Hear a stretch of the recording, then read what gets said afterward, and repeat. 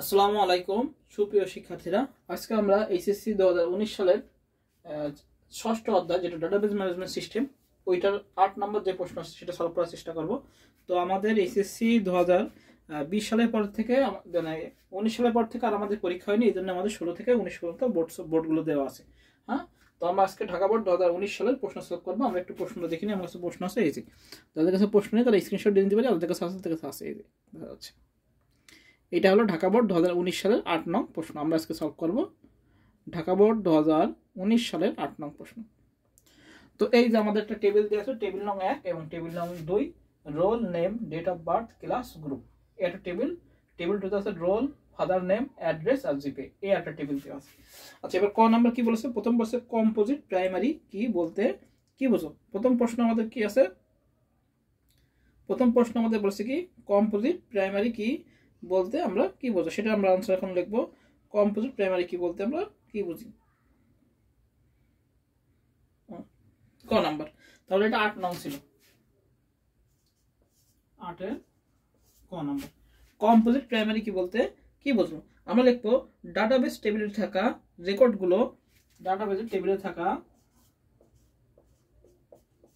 Database, আমার হাতে লেখা খারাপ তো আমি লেখাগুলো সুন্দর করার চেষ্টা করতেছি।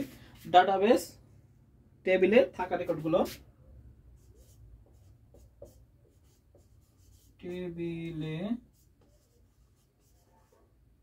ডাটাবেস টেবিলে থাকা রেকর্ডগুলো, ডাটাবেস টেবিলে থাকা রেকর্ডগুলো কি হয়? রেকর্ডগুলোকে পৃথকভাবে শনাক্ত করতে,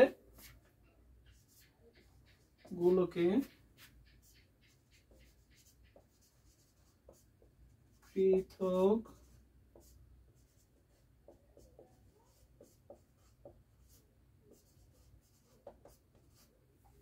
ডাটাবেসের টেবিলে থাকা রেকর্ডগুলোকে পৃথকভাবে শনাক্ত করতে যখন একের অধিক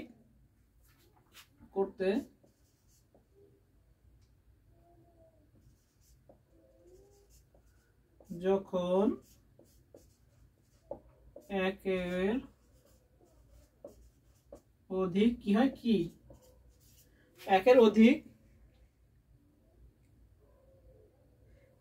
কলাম নিয়ে, কলাম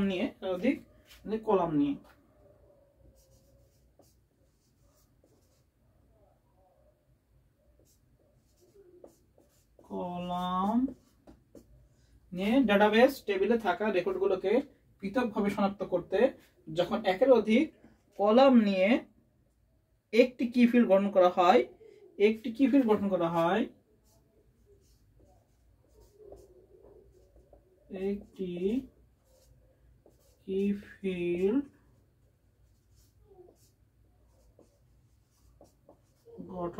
হয়,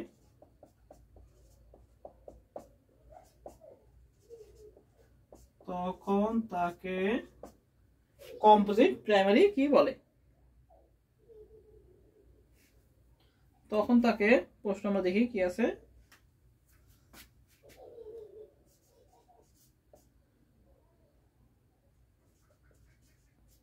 কম্পোজিট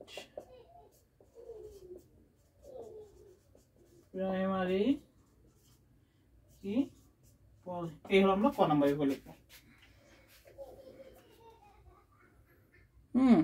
তাহলে আমরা কি হলাম? কম্পোজিট প্রাইমারি কি, যে ডাটাবেস টেবিলে থাকা রেকর্ডগুলোকে পৃথকভাবে শনাক্ত করতে যখন একের অধিক কলাম নিয়ে একটি কি ফিল্ড গঠন করা হয় তখন তাকে কম্পোজিট প্রাইমারি কি বলে।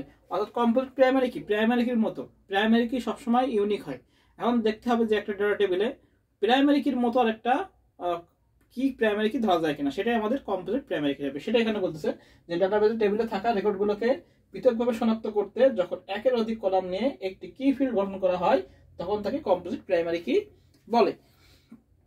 আচ্ছা, তাহলে আমাদের ক নাম্বার গেল। এবার খ নাম্বার বলছে ডেটা নিরাপত্তায় এনক্রিপশন কার্যকরী পদ্ধতি, কথাটি ব্যাখ্যা করো। আচ্ছা, ডেটা নিরাপত্তায় এনক্রিপশন কার্যকরী পদ্ধতি, এটা ব্যাখ্যা করো।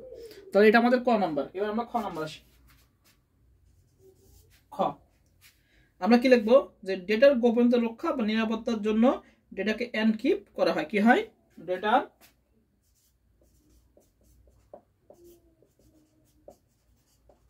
গোপনীয়তা ও নিরাপত্তার জন্য ডেটা এনক্রিপ্ট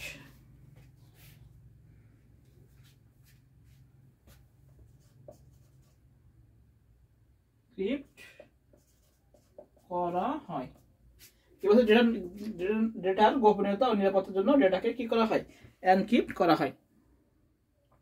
তাহলে ক নাম্বারটা আমরা মুছে দিই, ক নাম্বার লেখার অন্য জায়গা পেয়ে যাবে।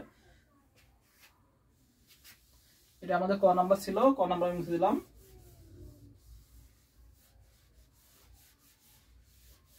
খ নাম্বার এখানে আমরা লিখি, ক নাম্বার গেল, এবার খ নাম্বার।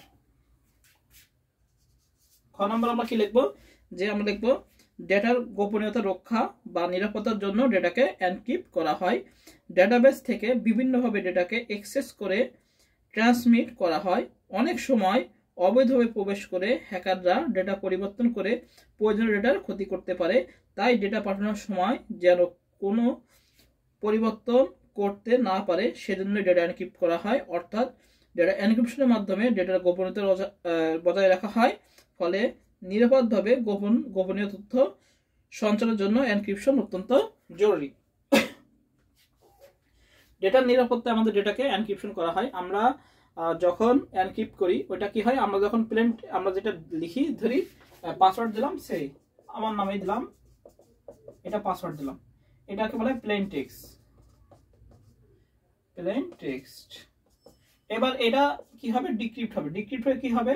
সে আমরা ধরি একটা এরকম একটা লেখা আসলো, BACKH বা 12HI বা 12 পরপর করে, এটা বলা হয় 1 2 3 4। অর্থাৎ আমরা যে পাসওয়ার্ডটা দিই সেটা হলো প্লেন টেক্সট। এখন এইটা কি হয়? এনক্রিপ্ট হয়। এনক্রিপ্ট হয়ে কিসের রূপান্তর হয়? রূপান্তর হয় সাইবার টেক্সট রূপান্তর। কিসে? Cyber text. আবার এটা কি হয়? ডিক্রিপ্ট হয়। ডিক্রিপ্ট হয় কি হয়? আকাশে রূপান্তরিত হয়। এই হলো ডেটা এনক্রিপশন। এটা এই পদ্ধতি। অর্থাৎ আমরা যখন কোনো পাসওয়ার্ড দিই তখন অনুমোদিত ব্যক্তি ব্যতীত, মানে অনুমোদিত ব্যক্তি না, অনুমোদিত যারা কি অনুমোদনহীন তারা কিন্তু আর ওই রূপে দেখেন, তারা হলো অন্য রূপে দেখে। হ্যাঁ, তাহলে কি বলেছে এখানে? যে ডেটার নিরাপত্তায় এনক্রিপশন কার্যকরী পদ্ধতি, এটার ব্যাখ্যা করে। তখন আমরা কি লিখবো? আমরা লিখবো ডেটার গোপনীয়তা রক্ষা বা নিরাপত্তার জন্য ডেটাকে এনক্রিপ্ট করা হয়। ডেটাবেস থেকে বিভিন্নভাবে ডেটা অ্যাক্সেস করে ট্রান্সমিট করা হয়।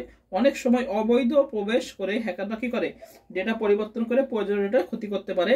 তাই ডেটা পাঠানোর সময় যেন কেউ তা কোনো পরিবর্তন করতে না পারে সেজন্য কি হয়? ডেটা এনক্রিপশন করে। অর্থাৎ এনক্রিপশন করা, অর্থাৎ ডেটা যখন আমরা পাঠাচ্ছি তখন অন্য কেউ ঢুকে কি করতে পারে? ডেটা চেঞ্জ করতে পারে বা পরিবর্তন করে ফেলতে পারে। এই জন্য আমরা কি করে? এই জন্য ডেটাকে এনক্রিপশন করে রাখা হয় যাতে কেউ ঢুকে ওটাকে পরিবর্তন করতে না পারে। সেজন্য কি হয়? ডেটাকে এনক্রিপ্ট, অর্থাৎ ডেটা এনক্রিপশনের মাধ্যমে ডেটার গোপনীয়তা বজায় রাখা হয়। ফলে নিরাপদ ভাবে গোপনীয় তথ্য সঞ্চারের জন্য এনক্রিপশন অত্যন্ত গুরুত্বপূর্ণ। এটা আমরা লিখে দেবো, আমাদের খ নাম্বার হয়ে গেল। আচ্ছা, গ নাম্বার কি বলেছে? উদ্দীপকের আলোকে টেবিলের 1 নং ফিল্ডের ডেটা টাইপ বর্ণনা করো। আচ্ছা, এই 1 নং টেবিলের ফিল্ডে কি বলছে? ডেটা টাইপ বর্ণনা করতে। আমরা লিখবো গ নাম্বার এবার। আচ্ছা, 1 নং টেবিল। আচ্ছা, গ নাম্বার লিখবো। আচ্ছা, লিখবো উদ্দীপকের আলোকে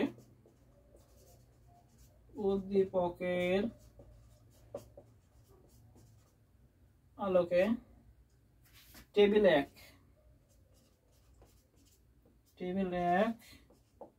এর ফিল্ডের ডাটা। তো ফিল্ড গুলো কি কি?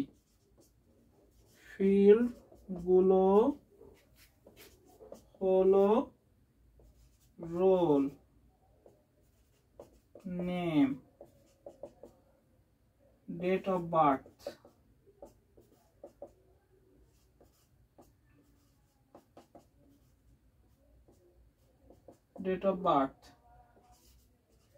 ক্লাস ও গ্রুপ, JROUP গ্রুপ, এদের ডেটা টাইপ হলো,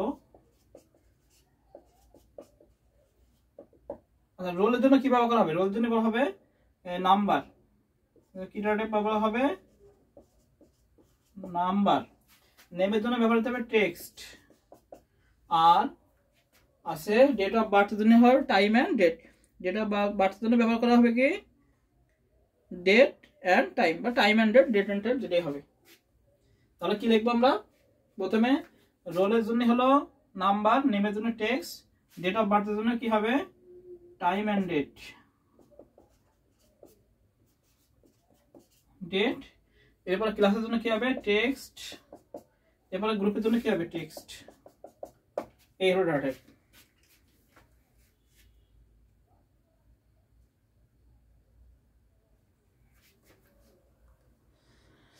আমরা দেখবো যে উদ্দীপক টেবিল একের ফিল্ড গুলো কি roll, name, date, date of birth, class এবং গ্রুপ। এর ডাটা টাইপ গুলো হলো কি লিখবো নাম্বার, রোলের জন্য নাম্বার, নেমের জন্য টেক্সট, ডেট অফ বার্থের জন্য টাইম অ্যান্ড ডেট, আর গ্রুপ ক্লাসের জন্য কি লেখা থাকবে টেক্সট, আর গ্রুপের জন্য টেক্সট। এবার আমরা লিখবো কি যে লেখার পরে নাম লিখবো যে নিচে ফিল্ডগুলো ডাটা টাইপ গুলো বর্ণনা দেওয়া হলো। এবার 1 নাম্বার দিয়ে আমরা নাম্বার লিখবো। নাম্বারে কি কি ডাটা টাইপ আসে, নাম্বারে সংখ্যা জাতীয় ডাটা টাইপ আসে, রোল থেকে 0 থেকে 9 পর্যন্ত সংখ্যা, বা এভাবে লিখতে পারি যে সংখ্যা বা অঙ্ক জাতীয় লেখার জন্য এই ধরনের ডাটা টাইপ ব্যবহৃত হয়, 0 থেকে 9 পর্যন্ত অঙ্কগুলো এই ফিল্ডে ব্যবহৃত হয়। এই ডাটা টাইপে ফিল্ডের সাইজ সর্বোচ্চ 8 বাইট পর্যন্ত হতে পারে। সাধারণত রোল, এজ, আইডি এই ডাটা টাইপে ব্যবহৃত হয়।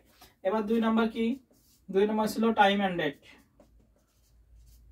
টাইম অ্যান্ড ডেট বা date time, time and date একই জিনিস। আর টাইম অ্যান্ড কেন ব্যবহার করা হয়, যখন জন্ম তারিখ বা কোনো কিছু থাকলে যে তারিখ ও সময় সংক্রান্ত ডেটা লেখার জন্য কি হয় এই টাইম অ্যান্ড ডেট ফিল্ড ব্যবহার হয়। হ্যাঁ, তারপর লিখতে হবে ডেটা টাইপ তারিখ ও সময় সংক্রান্ত ডেটা লেখার জন্য ব্যবহৃত ফিল্ডের ডেটা টাইপ হবে টাইম অ্যান্ড ডেট।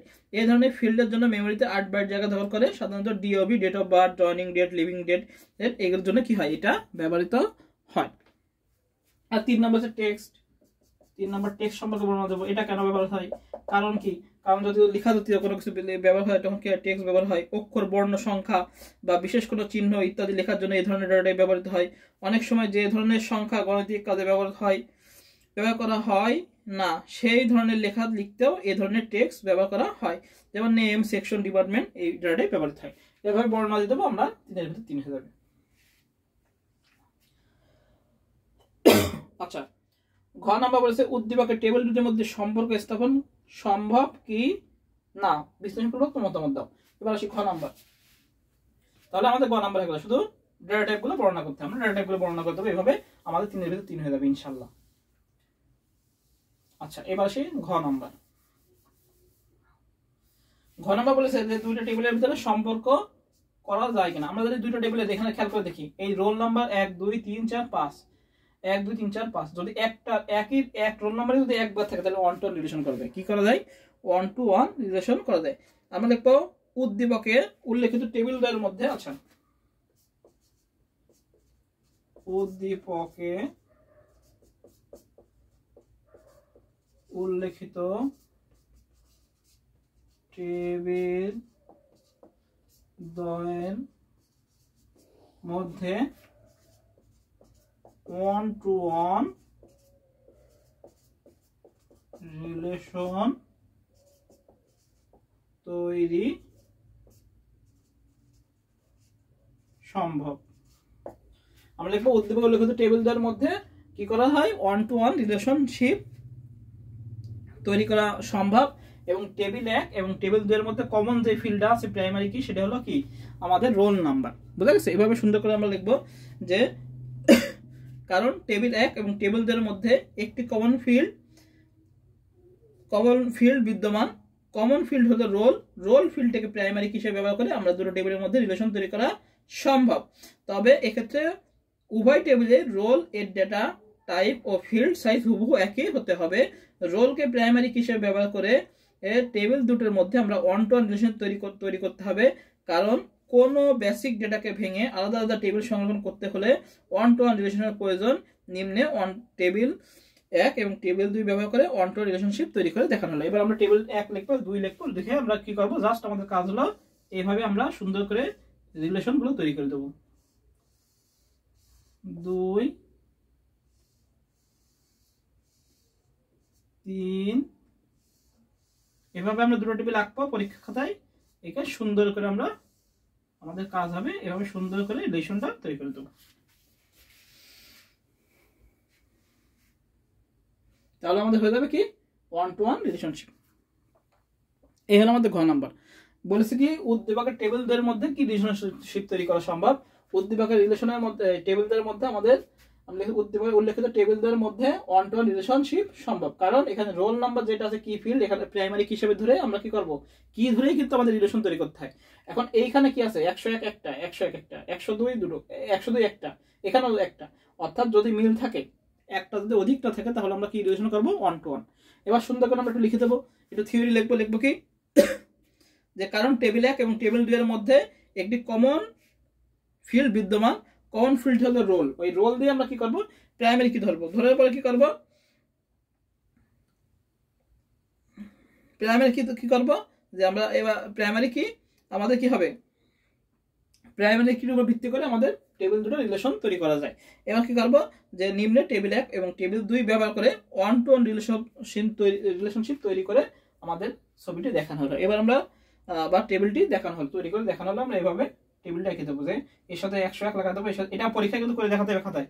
খাতায় সুন্দর করে টেবিল 1 টেবিল 2 নিচে করে সুন্দরভাবে এভাবে লাগাই দেবো, বুঝতে পারছি। এই হলো আমাদের এসএসসি 2019 সালের ঢাকা বোর্ডের যে প্রশ্নটা আসছিল সেটা 8 নং সলভ। তো আমরা আস্তে আস্তে ইনশাল্লাহ বোর্ডগুলো সব আপলোড দিয়ে দেবো। সবাই ভালো থাকি, সুস্থ থাকি, সবাইকে আসসালামু আলাইকুম।